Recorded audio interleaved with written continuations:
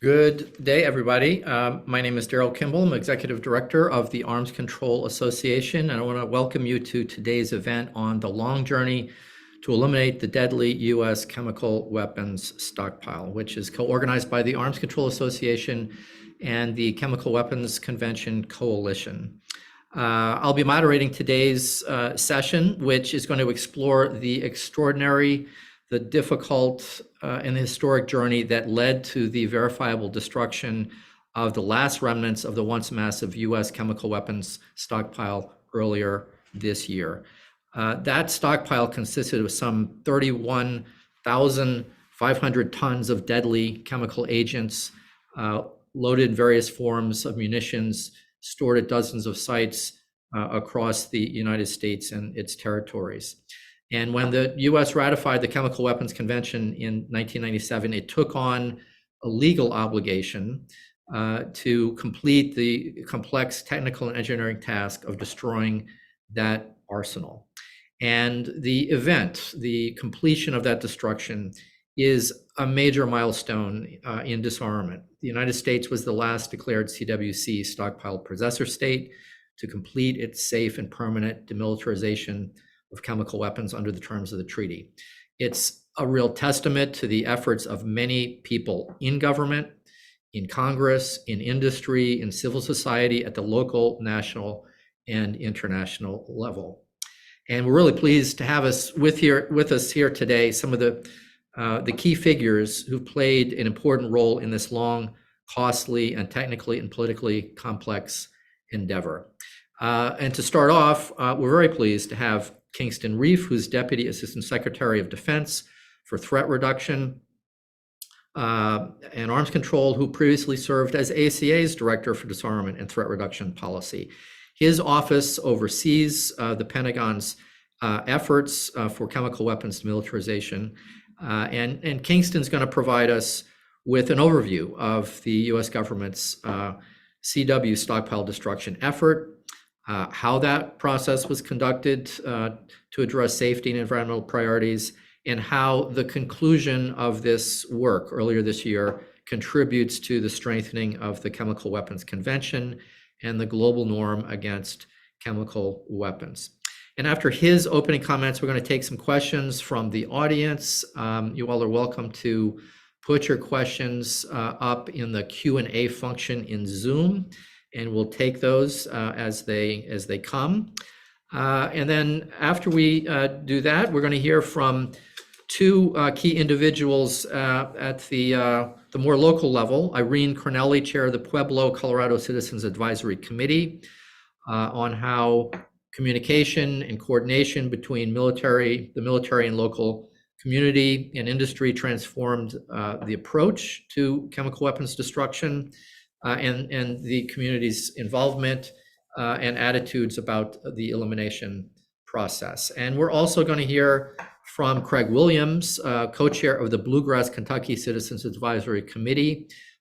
Craig's been a leader for a long time locally and nationally to ensure that CW destruction is completed in a more responsible manner that respects public health and the environment. And he'll tell us more about his experience, particularly at Bluegrass, over the course of the chemical weapons destruction process. And then just finally, after Irene and Craig's comments, we'll hear some closing thoughts from my colleague and the chair of the Chemical Weapons Convention Coalition, Paul Walker, on what this successful U.S. demilitarization effort means for the CWC regime at large, and how we can leverage this to meet the future challenges of the CWC. So with that, Kingston, it's a pleasure to have you with us. Thanks for being with us this morning. The floor is yours. Well, thanks very much, Daryl. Good morning, everyone. Thank you to the Arms Control Association, to Paul Walker and the Chemical Weapons Convention Coalition for inviting me to participate in this webinar this morning. And thank you to the Arms Control Association and its many supporters for everything you have done and continue to do for the cause of arms control, nonproliferation, and disarmament, and for training many generations of experts in the field, including myself. Before we get started this morning, I just wanted to share and pass along some sad news that I saw before coming in to participate this morning, and that is the news that Senator Dianne Feinstein passed away last evening. My and our condolences, of course, to her family and to her friends.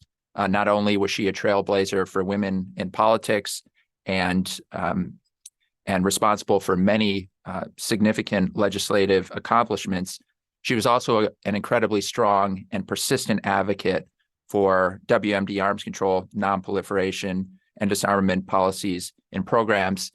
Had many opportunities to engage with the senator during my time in the NGO community, and will always remember the references that she would make to the harrowing memories she had when she was 12 of the atomic bombings of Hiroshima and Nagasaki, and how that had a tremendous impact on her and motivated much of the work she did throughout her career in support of arms control, nonproliferation, and disarmament. So again, my condolences to the senator's family and friends, and may her memory be a blessing.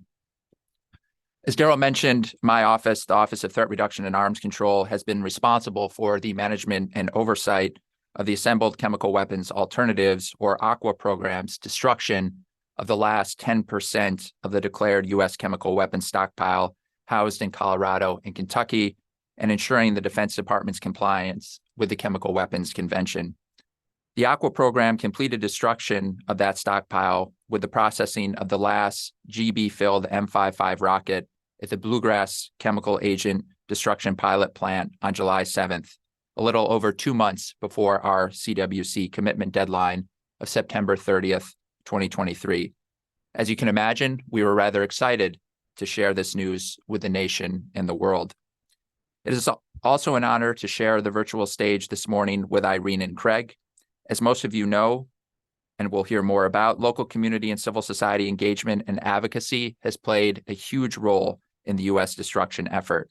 It has been a pleasure to work with Irene and Craig on the successful completion of destruction operations, and I look forward to continuing to work with them through the completion of the closure phase of the effort. In my opening comments, I'd like to talk a bit about the history of the U.S. chemical weapons destruction effort, highlighting the importance of this momentous disarmament achievement to the world, nation, and Department of Defense, and discuss what the achievement means for the department's efforts to counter chemical weapons threats moving forward. To contextualize this achievement, I'd like to share some history of the U.S. ChemDemil effort, a history I know many of you are familiar with. From World War I to 1968, the United States produced chemical weapons as a deterrent against the use of similar weapons by other countries. The stockpile was nearly 40,000 tons by the late 1960s and consisted of bulk containers and munitions containing nerve agents, such as GB and VX, and the mustard or blistered agents, such as HD, HT, and lewisite. Though thankfully, we never used this heinous stockpile of weapons in battle, these weapons, even by the late 1960s, were becoming outdated and a growing threat to the public and environment the longer they were left in storage. During Operation Cut Holes and Sink 'em from 1967 to 1970, and yes, you heard that right, Operation Cut Holes and Sink 'em, thousands of tons of unwanted chemical warfare agents and ammunition were disposed of by loading them onto old ships that then were intentionally sunk at sea. Earlier in the history of the U.S. chemical weapons program, underground burial was considered a valid form of disposal of unwanted chemical weapons. Consequently, chemical warfare agents are buried underground at various locations throughout the United States. Congress put a stop to sea dumping in the 1970s, and in 1986 required that all stockpiles of U.S. chemical warfare agents be destroyed. This direction was later reinforced by President George H.W. Bush in May 1991 via a presidential directive, and by the U.S. ratification in 1997 of the Chemical Weapons Convention. Under the convention, the United States declared a stockpile of 30,610 tons of chemical agent for destruction. States parties that declared stockpiles under the convention were required to destroy their stockpiles in 10 years. However, in April 2006, the CWC deadline was extended to April of 2012 due to the complexities in destruction encountered by several possessor states, including the United States. In 2012, though, the United States declared a completion date of September 30th, 2023, by agreement with all states parties to the convention, with additional required accountability and transparency measures to the Organization for the Prohibition of Chemical Weapons. Meanwhile, U.S. public law mandated stockpile destruction by December 31st of 2023. Upon entry into force of the Chemical Weapons Convention, the U.S. Army Chemical Materials Activity, or CMA, was responsible for the destruction of approximately 90% of the original U.S. chemical weapons stockpile at 7 locations, and completed that destruction mission in January of 2012. In 1997, Congress, at the urging of the local communities in Colorado and Kentucky, established the AQUA program to safely test and demonstrate at least 2 alternative technologies to the baseline incineration process for the destruction of the U.S. stockpile, due to the safety and environmental concerns communities in these states had with incineration. 5 years later, in 2002, the AQUA program was assigned responsibility for the destruction of the stockpiles in Colorado and Kentucky using alternative destruction neutralization technologies. The stockpile stored at the U.S. Army Pueblo Chemical Depot in Pueblo, Colorado, consisted of 2,613 tons of mustard agent and projectiles and mortars. The original stockpile stored at the Bluegrass Army Depot in Richmond, Kentucky, consisted of 523 tons of nerve agent and mustard agents and rockets and projectiles. The department ultimately selected neutralization followed by biotreatment for the chemical weapons stockpile in Colorado, and neutralization followed by supercritical water oxidation, or SCWO, for the destruction of the chemical weapons stockpile in Kentucky. However, due to technical challenges and safety concerns, SCWO was not used, and the secondary waste from Kentucky was disposed of using a treatment, storage, and disposal facility. Additionally, static detonation chambers, or SDCs, were later selected at each site to augment main plant operations for destruction of problematic munitions. Destruction operations began at PCAP in 2016 and BGCAP in 2019. So as you can see, the completion of the U.S. destruction effort has been decades in the making. I'm biased, but it's hard to overstate the importance of the milestone we achieved in July. 100% of the world's declared chemical weapons have now been relegated to the ash heap of history. For the first time, an entire category of declared weapons of mass destruction has been eliminated. The most important action the United States can take to contribute to a world free of chemical weapons was to follow through on our own treaty commitment. And with the verifiable completion of destruction operations, we have done just that.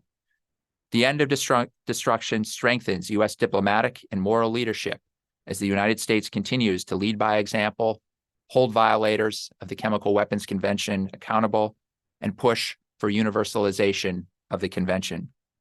Since ratifying the CWC in 1997 through July 7th of this year, the United States destroyed 30,600 tons of declared chemical agent contained in nearly 3.5 million chemical munitions, 22,500 bulk containers, and over 57,500 bottles. The Defense Department takes great pride in the transparent and verifiable way in which we have undertaken our destruction effort, our sterling safety record, our dedication to protecting the environment, our engagement with the local communities in Colorado and Kentucky, and the financial and technical support we provided to other nations to meet their CWC commitments. This achievement has relied on decades of hard work by thousands of military and civilian employees and contractors. As a nation, we owe an enormous debt of gratitude to those who dedicated their time, talent, and efforts to this mission. Because this was dangerous work. These weapons were not designed to be taken apart. They had to be painstakingly disassembled in reverse. They were designed with the sole purpose of detonating on the battlefield and inflicting horrendous suffering on their victims. I should add that we could not have achieved this milestone without the collaborative partnership we enjoyed with the OPCW Technical Secretariat, whose valuable expertise ensured on-site verification in an uninterrupted manner through the COVID-19 pandemic. Of course, the destruction effort in Colorado and Kentucky has not been without its challenges. It has been a long, arduous, and expensive journey. There have been challenges. But it's important to point out that as recently as 2018, this milestone did not seem achievable. The Aqua program's turnaround is a major acquisition success story, one defined by teamwork, proactive risk management, resourceful problem solving, and technological innovation.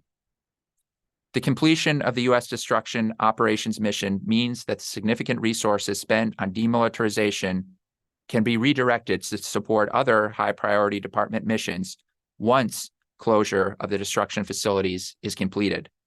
Closure is expected to last 3 to 4 years. OPCW verification activities will continue during closure until all treaty-accountable waste items from the destruction process are disposed of.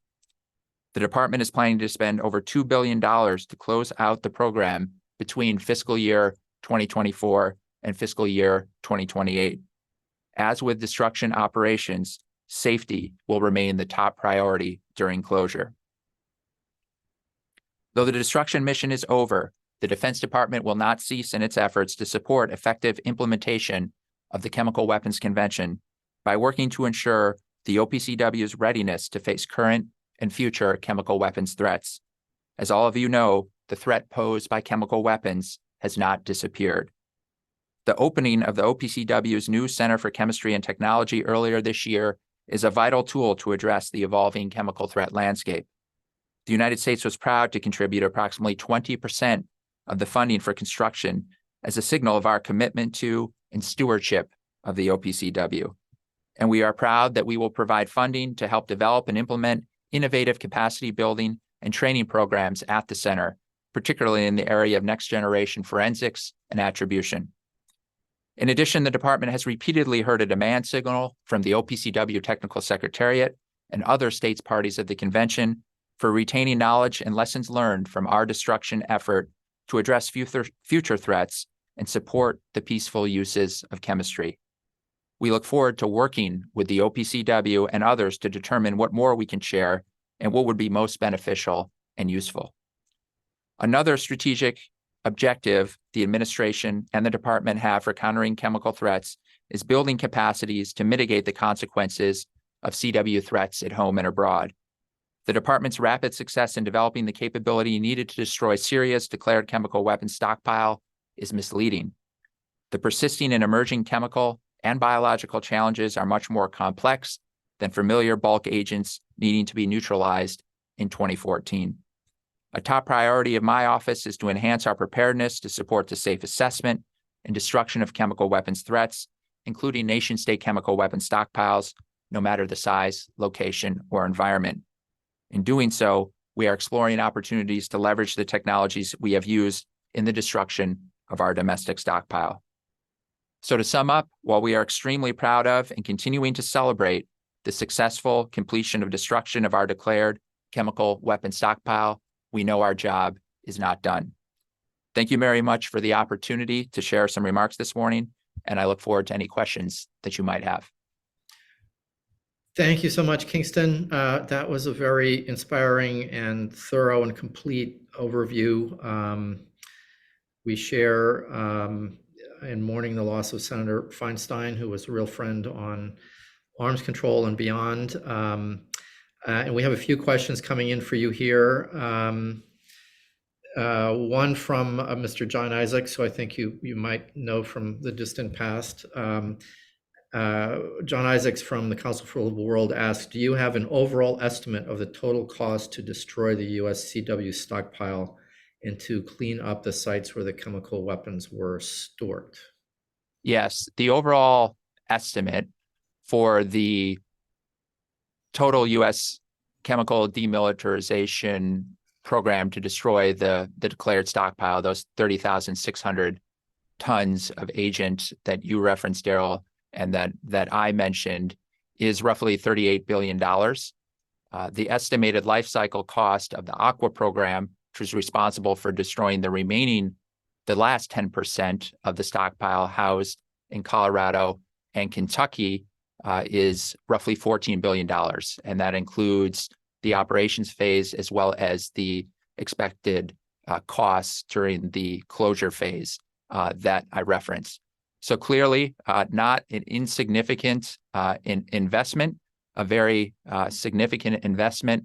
And as I mentioned, though we have completed the destruction operations phase, the department remains committed to seeing the closure phase of the Aqua program through to the end. All right, great, thank you. We got a couple questions about you touched upon this, but what's happening at the Kentucky and Colorado sites? So you mentioned that there will be work over the next at least couple of years for closure costs. So if you could just describe in layperson's terms, I mean, what does that work look like? And then we have a second question from somebody who's maybe more familiar with those sites. Can any of the treatment facilities in Kentucky, and I suppose in Utah, be reused or recycled in any way, or maybe be used for future missions in other countries? So very good questions, Daryl, and I expect that Irene and Craig will address these questions as well, and would encourage them to do so.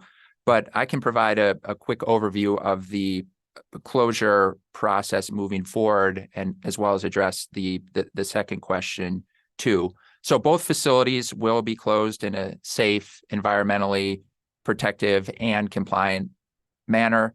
The process of chemical agent destruction facility closure involves 5 major factors and is going to be sequenced to occur in compliance with all permits, regulations, and requirements. And the 5 elements include decontamination, which will consist of the removal of residual chemical agent contamination to safe and environmentally protective levels as prescribed by permits. A second element will be decommissioning, which is rendering equipment safe for removal and eventual demolition or follow-on use. Dispositioning, which will entail the transfer of government personal property for reuse, sale, recycling, or disposal, as well as reconfiguring real property in the case of the Bluegrass Army Depot to that depot.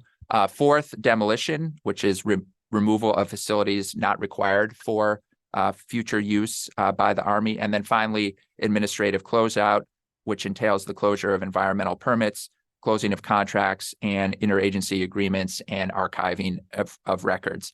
I will say that at Bluegrass, now that the last chemical weapons have been destroyed, the facility must still destroy agent-related materials such as containerized drained rocket warheads with agent residue and non-contaminated rocket motors and agent hydrolysate. These items are all considered secondary waste and are tracked to destruction by the OPCW. And with respect to the drained containerized warheads, we expect that process to run through 2024. With respect to the potential repurposing of the facilities and pieces and parts of the facilities at both BGCAP and PCAP, as I mentioned in my opening remarks, from an OSD perspective, and given the priority we are placing on enhancing preparedness to address including foreign nation state stockpiles, no matter the size, location, or environment. We are evaluating potential opportunities to repurpose capability and technology used during our domestic destruction process for that purpose.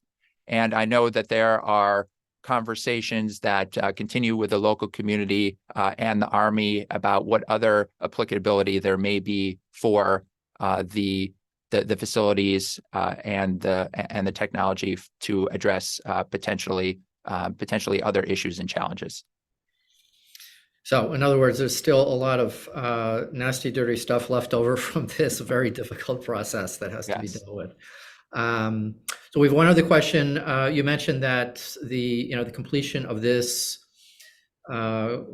crucial phase of the destruction process, the final phase formally, is going to free up resources for other programs. So one question is, will there be more emphasis on plans for recovering and destroying some of the sea-dumped munitions that are more historic, that may be more difficult to recover and deal with? Is that part of your office's purview, or can you speak to that?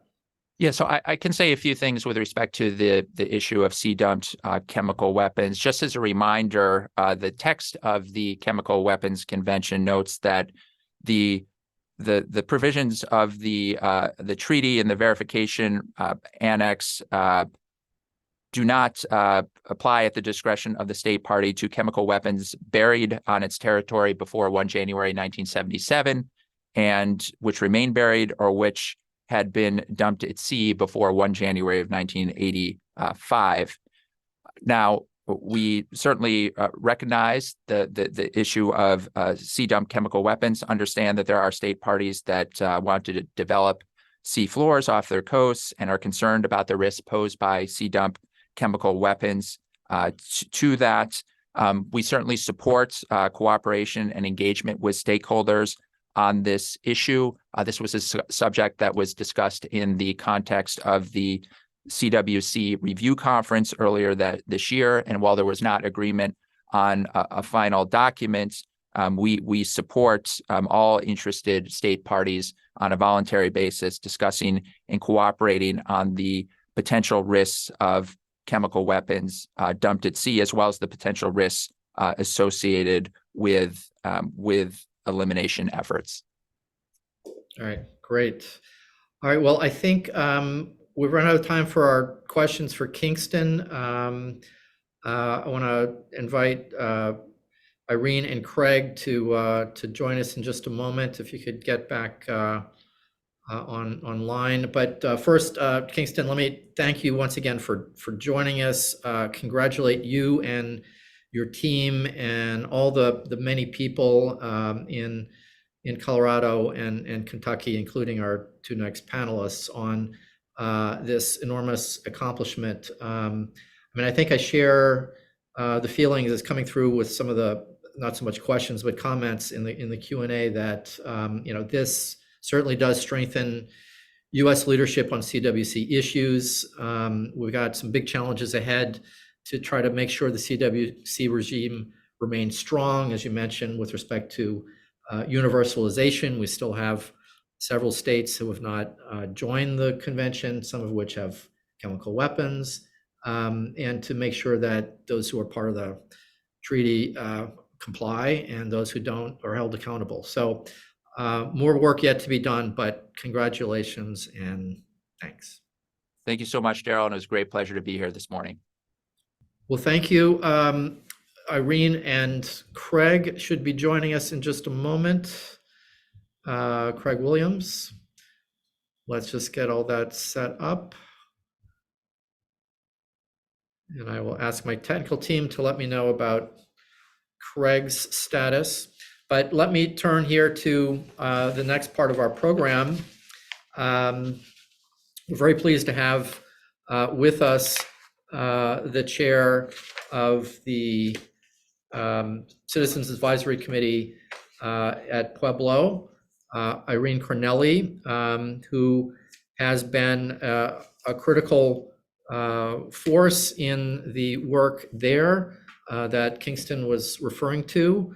We're interested in hearing more, Irene, from you, and here's Craig, about your experience at the local level, managing both the interactions with the Defense Department, the contractors who were conducting the work, the community.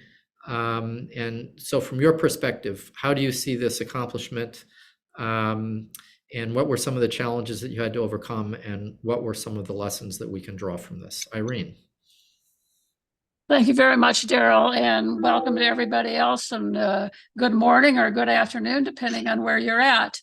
First of all, I wanted to say that Kingston stole some of my discussion items, but that's okay because we at least agreed on them. And I wanted to start off, Tony, do you have the slides that you're up for everybody else? I'm assuming he does. First of all, I wanted to say that, there we go. Thank you. You can go to the next slide, please. I wanted to start a little bit about a background in the state of Colorado and the involvement that they've had in chemical weapons since 1942 with the construction of two critical pieces to the chemical weapons program at that time. And one was the construction of the Rocky Mountain Arsenal, and the other was the Pueblo Ordnance Depot, which became the Pueblo Depot activity, which became the Pueblo Army Depot, which became a whole lot of things, and ended up as the Pueblo Chemical Depot. The Rocky Mountain Arsenal was officially closed, was designed to manufacture, first of all, lewisite, then mustard, and then GB. So, and it was officially closed in 1992. The cleanup was not completed until 2010, and there are still many restrictions on the land and water usage, and people would say that the cleanup is still not done. Unfortunately, when the cleanup was the major part of the cleanup was going on, there was a lot of chemical agent that we didn't know what to do with, and a lot of the bits and pieces, and a lot of it was merely buried in large burial pits. Also, they tried deep well injection at the Rocky Mountain Arsenal, which proved to be quite unsuccessful and created earthquakes in the Denver area. This was particularly important to the Pueblo community because they were very wary of the Army disposal process that had been used in Rocky Mountain Arsenal, and they were very sure that they didn't want that in Pueblo. And in fact, one of the members of our Citizens Advisory Commission was a young man and a young boy in the Denver area, and actually was quite aware of the earthquakes that occurred in Denver at that particular time. Next slide, please.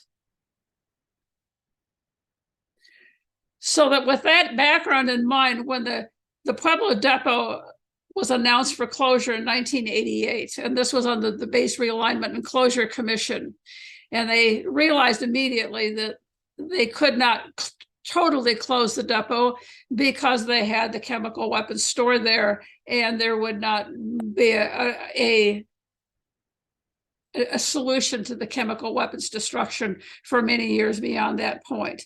The citizens' concerns about the incineration, or for that matter, any type of technology for the destruction of the weapons, included air and water and soil pollution from the toxic chemicals that they feared would be released, and the value of their crops and cattle production as well, and as well as their own health. So the citizens, based on that information, demanded no incineration.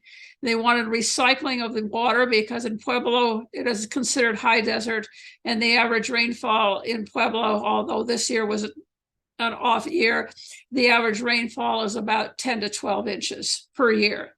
So they needed water recycling, and they wanted at that time no offsite shipment of any hydrolysate or explosives. Next slide. So the transparency and the communication with the community really began with the establishment of the Assembled Chemical Weapons Assessment Program in 1996. As Kingston mentioned, the program was designed to look at alternatives to incineration. A national dialogue was held, which probably the groups met almost every 3 months. included representatives from all the stockpile sites, even those that were currently involved in incineration, all environmental groups, NGOs, Paul was a member of that, Department of Defense, and potential technology providers. You can imagine that these meetings were rather raucous at times, and they were very large. The meetings were also all open to the public, and representatives from who were attending and official attendees at the dialogue were expected to take information back to their stakeholders who were not able to travel to the different meeting sites. Next slide. First thing that we had to establish between the community in Pueblo and the Army was trust. Based on the experiences in Rocky Mountain Arsenal, there was very little trust was what was going to happen out of the depot. They had to set ground rules, which included really what I would say polite discourse, what we would expect from any group, but not always possible. And there was an acknowledgement by the Citizens Advisory Commission and the public that they could only advise the Department of Defense.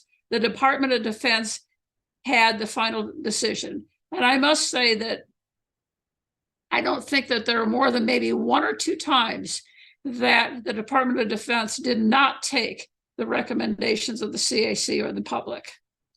There were numerous meetings that were held. Sometimes people said that they were getting meeting out, and I can understand that, but these meetings involved simple two-way communications over lunch or coffee or whatever, and there were small groups, large groups, public meetings, poster sessions, endless questions, and education. And I have to thank the Department of Defense and the workers at PCAP who attended those meetings as officials who were there to answer the questions, because they did not make anyone feel like their questions were unimportant or that they were silly or that they should have known the answer before they asked the questions. They were very polite and answered every question that they possibly could. And when they didn't have the answer, they went back to get the answer, and then they returned to the person and to the group to tell them their answers. Next slide. So that was one way to build trust. But then when the deal, as there was a long time between the time that the dialogue began in 1997 to the time that the Department of Defense approved the neutralization biotreatment technology in 2002. The groundbreaking was held in 2004. The design for the facility at PCAP was approved in 2007, and that's when construction began. Along the way, there were a lot of compromises that had to be made on both sides. But the biggest one was that the shipment of non-contaminated explosives was sent to the static detonation chamber in Alabama. And that was not something we really liked to see, but we agreed to it because we knew the static detonation chamber had the capacity to deal with the non-contaminated explosives. The contaminated explosives remained at Pueblo and were destroyed eventually in the static detonation chambers in Pueblo. Next slide. So as Kingston mentioned, our last munition was destroyed on June 22nd, 2023. It's hard to believe that that actually happened. Many of us who have worked on the program since the very beginning were not sure that it was ever going to happen. Throughout this entire mission, operations, the workers maintained a very strong safety culture throughout construction, systemization, and operations. And that safety culture will continue through closure. And in fact, the Office for OSHA, the Office for Safety and Hazards at the agency has said that the workers actually almost created a cult of trying to maintain their safety culture.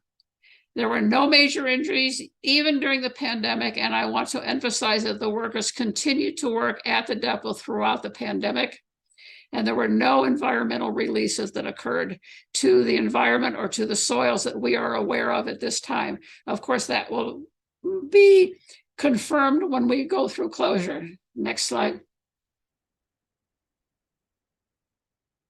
So where do we go from here? The worker force at PCAP were the biggest asset. They developed a real first-of-a-kind facility. They worked their way through many, many challenges. They conserved the water. About 90% of the water, maybe 85% of the water that they used was sent back through the facility to be used again. They remained compliant with environmental regulations and always kept safety foremost in the mind.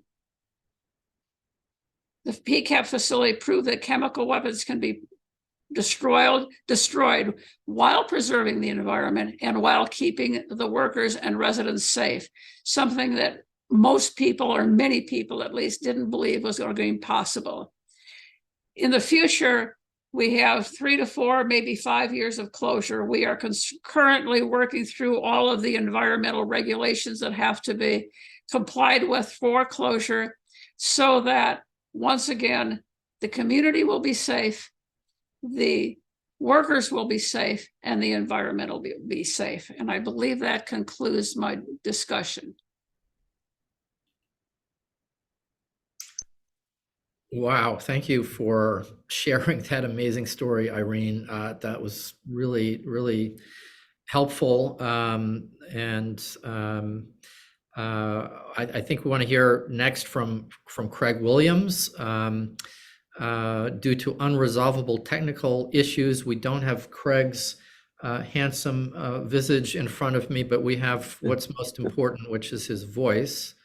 Oh, there, we have an image of Craig, even better. All right. As I said at the top, Craig is co-chair of the Bluegrass Kentucky Citizens Advisory Committee. He, like Irene, has been involved in this process at the local and the national level for many, many years. Craig, let me turn over the virtual podium to you, and thanks for joining us today. Yes, thank you, Daryl. Good morning, everyone. I'd like to thank Chemical Weapons folks at the Arms Control Association, of course, Kingston Reef for joining us. Excuse me. He's been a great ally and advocate for a cooperative engagement on this very complex effort. Also, I'd like to thank Paul Walker for his continuing and long engagement on behalf of civil society, both nationally and internationally. I've been asked to discuss how community involvement played an important role in achieving our goals. I would start by saying that in 1984, the Army held an open meeting for the public at the Bluegrass Army Depot, and surprisingly, they had about 300 people from the community show up to that meeting. Apparently, at previous sites, there had been a sparse participation. And at this particular meeting, there were a number of questions that were posed to the representatives of the Army about their planned incineration of these weapons at the Bluegrass Army Depot. The Bluegrass Army Depot was the smallest land mass of any of the sites that stored chemical weapons. It had a middle school of about 600 children, about 1.3 miles away from the proposed smokestack of these incinerators, as well as a college of about 14,000 students about 2.5 miles away. So when the questions were asked regarding the effluent that would be released from these incinerator stacks, as well as the potential for agent itself to escape and waft over the playgrounds of the nearby middle school, the answers were not satisfactory, not complete, and not very acceptable by those in attendance. After that first meeting, a group of people got together in both of the cities that are in Madison County, Kentucky, where the Bluegrass Army Depot is located. There are two cities here. One is Berea, Kentucky, that hosts Berea College. The other is Richmond, Kentucky, which hosts the Eastern Kentucky University. The small groups of people in each community gathered and started investigating the history of hazardous waste incinerators in general and the impact that a potential agent release might have on the nearby community. We were particularly concerned about the effluent that would be emitted from these facilities, even when they were operating as designed. And over a period of time, it turned out that our concerns were quite valid, and the two groups that formed were Common Ground in Berea and the Concerned Citizens of Madison County in Richmond. One of the first things we did was join forces and research and find experts in the field of both incineration in general and the potential hazards associated with possible agent releases out of the stacks of these facilities.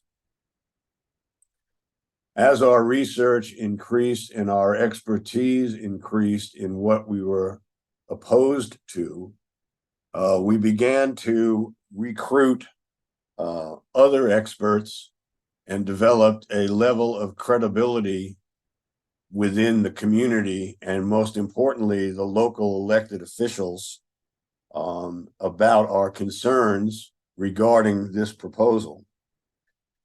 This effort, which began in 1984, was triggered somewhat by a historical event that had occurred in 1975, when at the depot they had open burned a number of smoke pots and other types of materials at the depot, from which a toxic cloud was emitted and went traveling across part of the county, across the I-75 interstate highway, which was closed down, sent many people to the hospital with respiratory problems, eye irritation, and so on.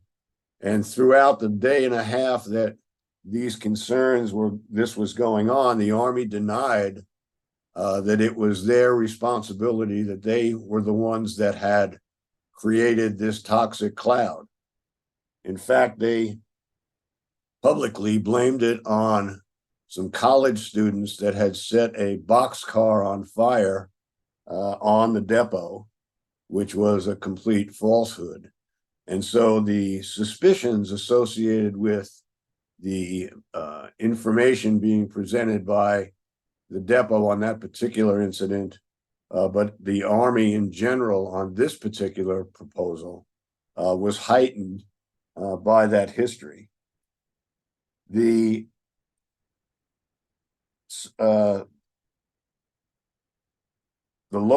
two local groups established the Kentucky Environmental Foundation, which I founded and currently am the director of, to organize a more broad spectrum of support for our position. We began that effort by recruiting all sorts of agencies and public interest groups from around the region, including the two colleges, their administration, and their student governments. We recruited businesses and the chambers of commerce, the Kentucky Medical Association, realtors, horse farmers, farmers in the area, and educated them on the potential hazards associated with this proposal. That effort continued until 1989, actually, when we collectively decided that in Kentucky, we were not going to be able to impact and stop the proposed disposal process by ourselves.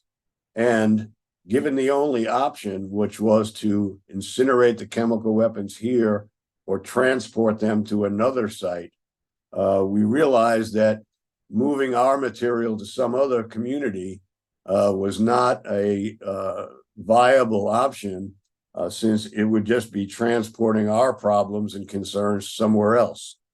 So based on that realization and that development in our efforts, we founded the Chemical Weapons Working Group, which was an international coalition of organizations in the United States from stockpile sites, the Pacific, where the Army had a operation ongoing at Kalama Island, or known as Johnston Atoll to the military, and Russia.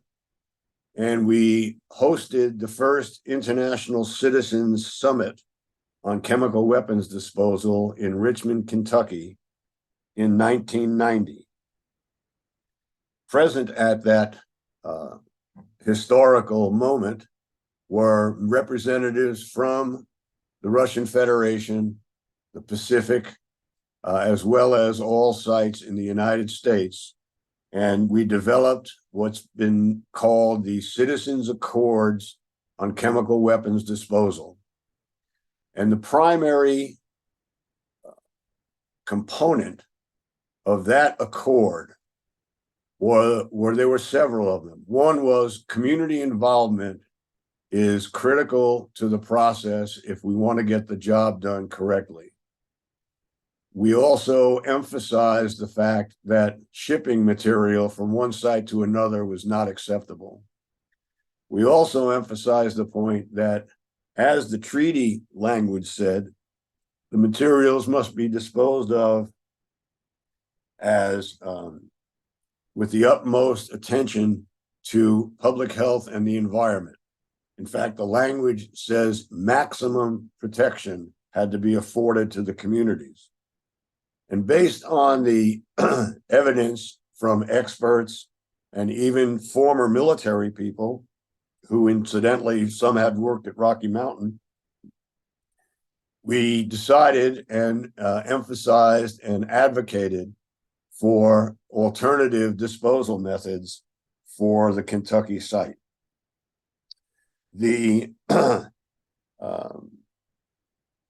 It was legislated in 1989 that the small stockpile sites, which included Indiana, Maryland, Colorado, and Kentucky, would form a governor's commission on chemical demilitarization, representatives from 7 of the local community plus 2 state employees that were connected to the program would make up the Citizens Advisory Commission, which Irene chairs in Colorado.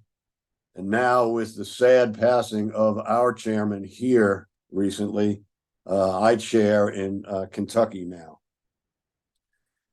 The CAC, or the Citizens Advisory Commission, met several times, and we determined that it did not adequately represent the diversity within the community to really feel like it was inclusive of all of the interested parties in the area. So we developed a secondary organization that fell under the commission called the Chemical Demilitarization Citizens Advisory Board. That board was made up of 25 different interested parties, which included all the CAC members, but it also included other local governments, environmental groups, religious organizations, permit regulatory entities, the NAACP, and a very diverse representation of people, both hospitals, colleges, etc. The CAC and the CDCAB, the Chemical Disposal Citizens Advisory Board, was very instrumental in having the legislation passed that Kingston mentioned that directed the Army to identify and demonstrate at least 2 alternatives to incineration. Now, historically, the Army had done a number of reports on alternatives that were not mandated by Congress and did not include the demonstration language that was included in the legislation directing the stand-up of the Assembled Chemical Weapons Alternatives Program. That was a key element in the progress we made towards having alternatives ultimately stood up in our community. As Irene mentioned, and I think as Kingston may have mentioned, the AQUA program, the Assembled Chemical Weapons Alternatives Program, was an expansive and quite diverse group of people. It was a very long process. I think it was about 5 years of quarterly or more often meetings amongst all these parties. And also an interesting element that the Defense Department allowed us to include in that dialogue was a group of representatives from the non-governmental side of the discussions to be included in the excuse me, the evaluation process of the elements that were identified during the dialogue. So we had 5 individuals that were not government people included in the discussions that were normally limited to the military and government representatives to ensure that the elements of the dialogue and the criteria that were developed in that dialogue were represented as necessary in the decision-making process. Ultimately, there were 6 alternative technologies that were identified as effective and viable. Of those 6, we were down selected to ultimately 2, the ones that were deployed at Colorado and Kentucky. And those were eventually deployed and, as was mentioned several times, completed their operations on July 7th here in Kentucky.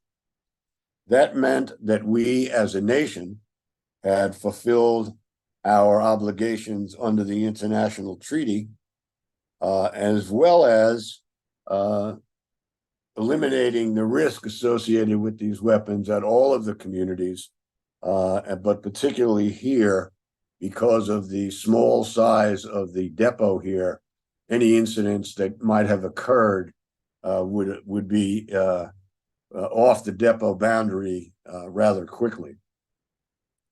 I should point out that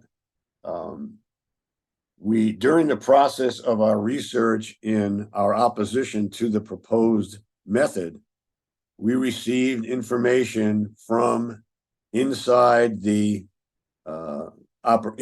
program that not only had there been dozens of what they called false alarms, and which they blamed on what they call interferent, and they could not identify it as agent itself released from the stacks of the previous facilities. But eventually we had communication provided to our congressman that identified with confidence that there had been at least 14 live agent releases out the stacks of the incinerators that were operational at the time. With that evidence and with our local elected and regionally elected and state elected officials all advocating for our position, we eventually had quite a bit of influence in Congress with our congressional elected officials who ultimately championed our position through the National Defense Authorization Act and the appropriations process in order to ensure that we got the alternatives that were identified and that they were fully funded. As regards the closure phase here and regards the use of some of the technologies and equipment that remain, we have been advocating very strongly that the static detonation chambers, or at least one of them, remain here at the Bluegrass Army Depot to end the process of open burning and open detonation of conventional weapons. There is a national movement and there is movement within the military to end that very primitive method of disposal of conventional weapons. And we feel like we are well positioned to have the SDC here used to allow the Bluegrass Army Depot to curtail that process. We also have the largest supercritical water oxidation configuration in the world here at Bluegrass Army Depot.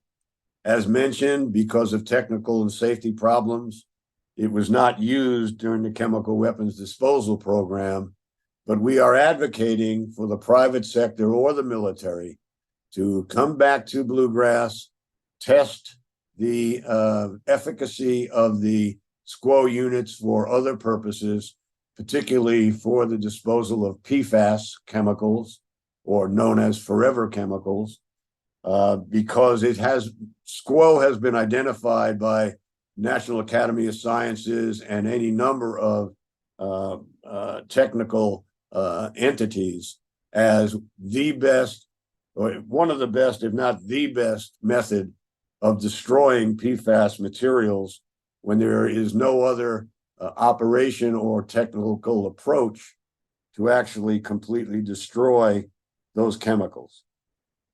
So we're looking at all of that.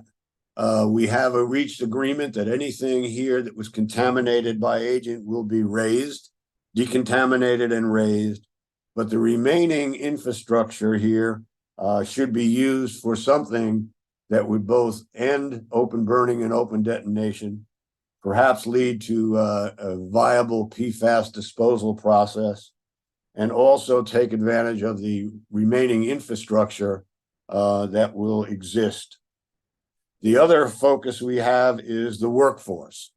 There are over 1,400 people that are connected with this program, and eventually they will be out of work and be looking for other employment. We've been working with the state, with the Bluegrass Area Development District, local governments, and others to try and identify transition opportunities for this workforce. Which leads me to my last point, and that is the safety record that has occurred at the Bluegrass Army Depot with the Aqua program and the Bechtel Parsons contracting organizations. Over the period of years of handling some of the most dangerous chemicals ever created in weaponized containers, the safety record at Bluegrass has been nothing short of outstanding. When compared to other careers and other employment opportunities, the safety record vis-a-vis lost time accidents at the site was equal or lower to office managers, bank tellers, CPAs, administrative work, and so on. And this is a safety record that I believe is astonishing and well worth the applause and appreciation of everyone in this region. And I know the same occurred in Colorado. And so we're very, very pleased and very impressed with the operations there, not only to achieve the goal, but to do it in such a way that was safety conscious and achieve those goals with very few and only incidental accidents. So with that, I'll close and thank you very much. And I appreciate everyone participating. And again, Daryl, thank you and the ACA for hosting this webinar. Wow, well, thank you so much, Craig. That's an extraordinary account. I mean, I must just say that, you know, that story shows how, you know, seemingly ordinary people working together persistently with dedication can do really extraordinary things. I mean, you and your colleagues there, your fellow community members, changed the course of the chemical weapons demilitarization program for the better, and it's just amazing. As was the work in Utah that Irene was a part of, and Colorado. Yes, Colorado, yes, and we have a couple questions here that relate to the technologies that you used. Were used at these two sites. And I think you've answered them, but maybe if you just do it in a tighter fashion. I mean, what accounts for the different methodologies that were used to destroy the chemical agent in the weaponized forms? I mean, was that due to the differences in the stockpiles that were stored at the sites and what was necessary? What would your quick explanation be? Irene, please. Yeah.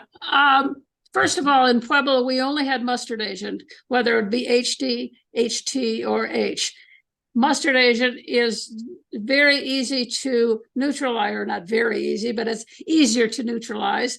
And it was neutralized basically with hot water and sodium hydroxide. And then it was put through a biotreatment facility. The biotreatment facility was not very much different than what we would have in many sewage wastewater treatment facilities throughout the United States. That was not the case. Biotreatment did not necessarily work on all of the different agents that they had at Bluegrass. Yeah, and I'll follow up by filling in some of the details. At Bluegrass, we had the smallest stockpile by agent weight, but one of the most complex stockpiles by weapons types. We had mustard in projectiles. We had GB in projectiles and in M55 rockets, which are a very complicated munition to access the agent from. And we also had VX, the most dangerous of the chemicals, both in projectiles and M55 rockets. So we had to use different approaches for the different material, although they all followed a similar generic approach of neutralization. But accessing the agent in these various types of munitions was extremely challenging, and it took quite a long time to get through these different types of munitions. But the neutralization process worked very well.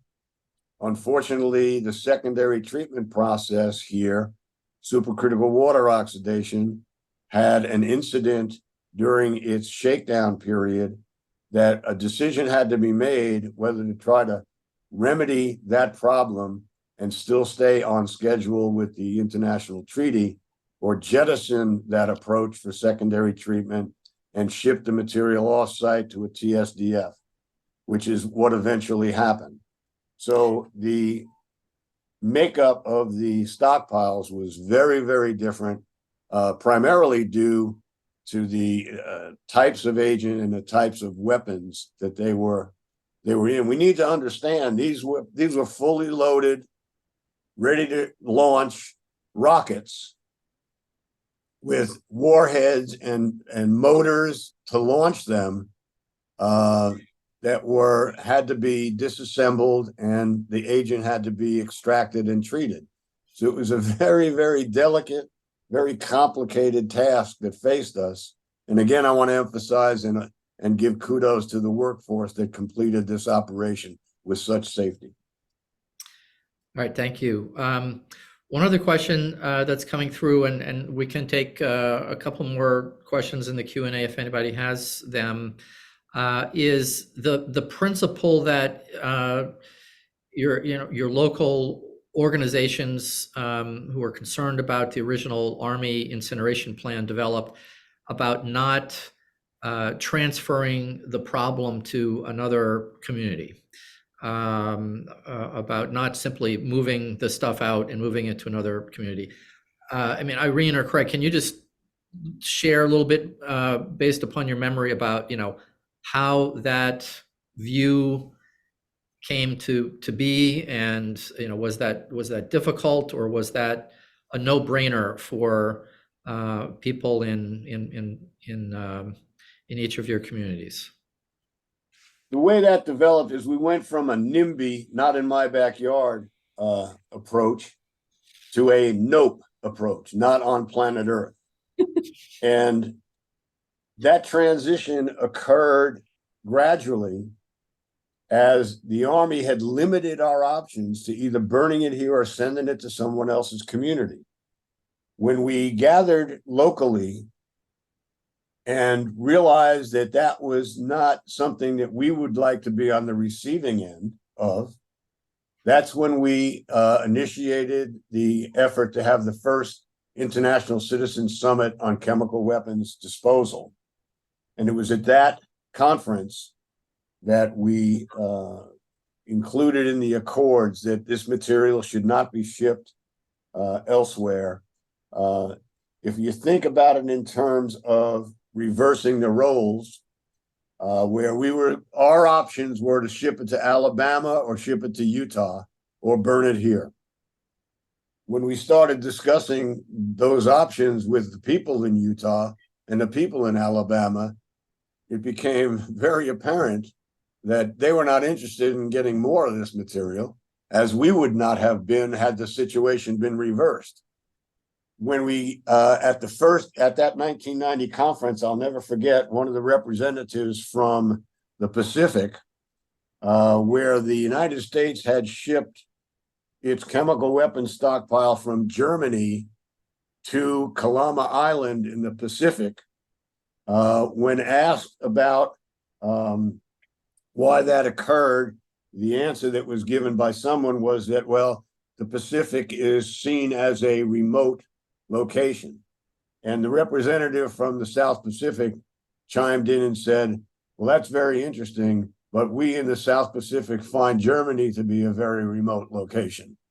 So remoteness is a matter of how you see things, and its remoteness should not mitigate your interest in protecting public health and the environment. So that was how we all joined together. We reached out to all the communities. We visited Russia several times. We had members from the South Pacific organizations meet with us. And so it became an international coalition with similar focus and similar purpose in mind. And even at the sites where we did not stop the incineration program, we were effective in increasing certain aspects of the operation, such as additional whistleblower protection, additional regulatory protections, forcing identification of stack emissions, all sorts of different things that were important to the communities were achieved through that coalition, in spite of not being able to stop the program at all of the sites. So, Irene? The only thing I can add to it, I was working for the governor of Colorado at the very beginning of this program. And the governor asked me if the governor of Utah would be interested in accepting the chemical weapons from Pueblo in Utah. I said, well, I don't think so, but why don't you give him a call? And the answer was not only no, but hell no. Quite understandable response from the governor of Utah. All right, we have a couple questions I'm going to try to combine here and wrap up, and then we'll hear a few closing thoughts from Paul Walker, co-chair or chair of the Chemical Weapons Convention Coalition. Speaking broadly, what one or two lessons from this long experience would you have for future efforts to eliminate nuclear weapons? We're still a few years away from this point. What parallels might be, what lessons might be applied? And a related question from someone is, what lessons might apply for citizen groups concerned about chemical processing destruction facilities, not chemical weapons, but chemical facilities in general? So, I mean, what are the one or two or three elevator speech principles that you think are most important drawing from this extraordinary experience? Irene, please. I would say the first thing is talk to each other, and talk to each other sincerely. Don't just come and say, this is what we're going to do and you can take it or leave it, but talk to each other, because I think that whoever is in charge of a program to destroy something has to realize the citizens are not dumb. They can be well educated, even if they do not have nuclear or chemical engineering degrees. They can be educated and they can learn to understand it. I think that Craig would agree with me that probably in Colorado and in Kentucky, we have probably the most well-educated group of citizens who can deal with chemical weapons destruction than in probably any place else in the world. So I think talk to each other sincerely, be willing to educate each other, and accept the fact that whoever's running the program does not have all the answers. Yeah, and I'll add on to that two important things that we learned here. The first is that it's easy to be against something. It's easy to say no. It's much harder to provide solutions and alternatives to what you're opposed to than it is to just say no. I was on Capitol Hill one time with a senior staffer from the Defense Committee who said, Craig, if you walk into a room and you unscrew the light bulb, everyone's in the dark. If you don't have another light bulb to put in, nobody can see anything, which impressed me to the point where I realized that just saying no is not a solution. Everybody's opposed to something, but you have to provide information to bolster what you are advocating for, not just what you're opposed to. The other critical element that I've always emphasized within the coalition is you have to be accurate with your information and your presentations, whether it be at congressional committee hearings, with the media, regardless at different conferences. You have to be right and accurate all the time.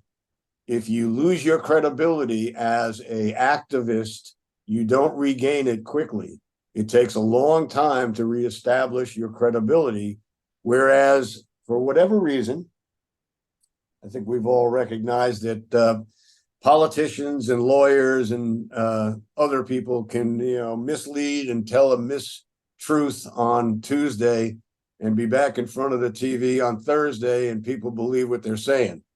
When you're in a public advocacy position, you don't have that luxury. You have to be accurate all the time and be able to back up your claims. If you can't prove it, don't say it. All right, that's fabulous advice for a lot of different contexts.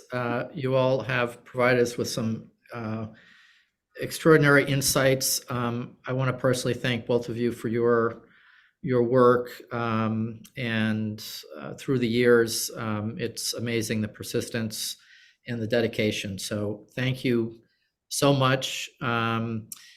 Please hang on with us. I'm going to ask Paul Walker to pop in on video and unmute himself. There he is. Paul, the chair of the CWC Coalition, which is yet another concentric circle in this body of efforts to eliminate chemical weapons from the earth. Our journey is not quite over with the destruction of the U.S. chemical weapons stockpile and the declared stockpiles under the treaty. Paul, your thoughts as we close out on how we can leverage this to deal with some of the other challenges facing the CWC regime. Thanks, Daryl, and thanks to the excellent presentations of Kingston, Irene, and Craig. Irene and Craig have been working on this for 25, 30 years, and I give them both an awful lot of credit for the success that we've had.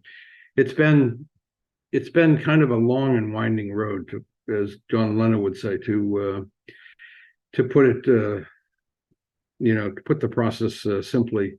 In the early 1990s or late 1980s, the government thought they had the demilitarization process in hand and could destroy it.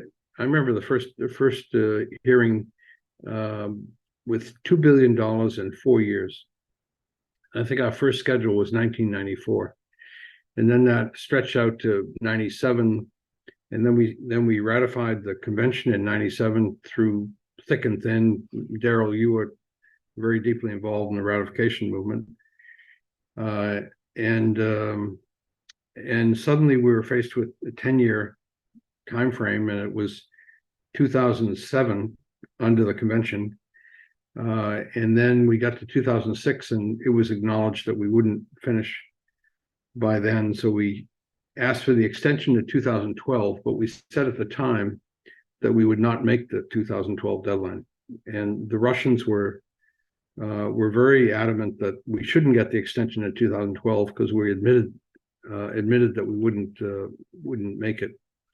But they gave us the extension, and then in 2011, when we had 1 year to go before the deadline, we asked for the extension to 2023. At the review conference last May, the 5th review conference, I think Craig or Irene mentioned,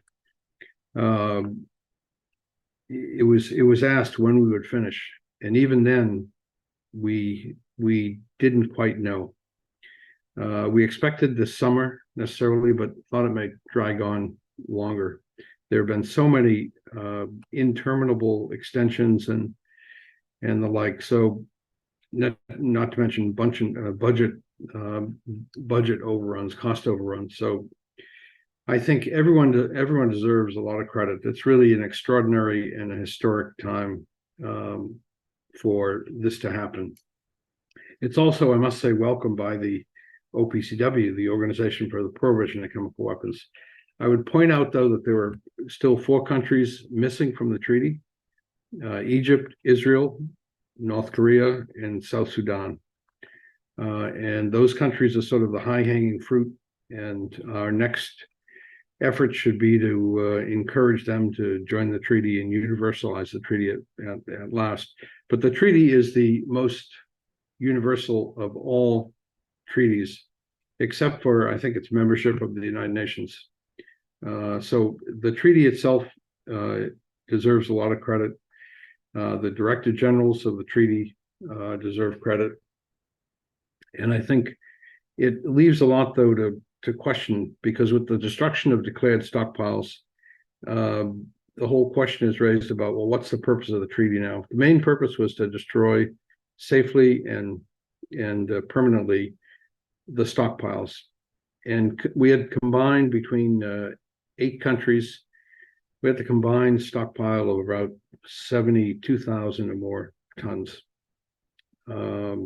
So that's all been destroyed. Albania, Iraq, Syria, India, South Korea, Russia, and Libya are the other countries who've destroyed, or in the case of Iraq, have contained stockpiles. But we still have a stockpile in North Korea, a big one that we know of, at least 5,000 tons. And we may have stockpiles in Israel and Egypt. So that's a task still to come. I also think that the question of inspections is an important one.